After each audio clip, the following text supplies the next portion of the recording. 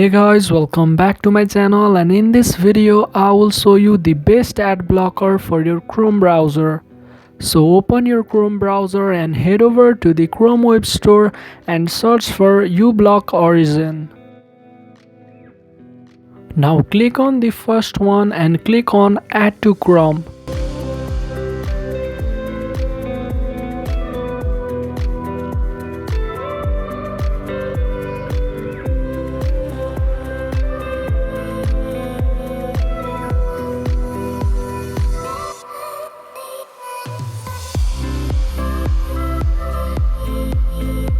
Once it's added, you won't get any ads when you're browsing.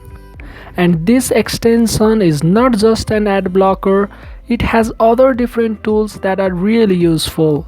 For example, this Zapper tool helps to erase the content from the site, which is pretty cool if you don't want to view the specific content.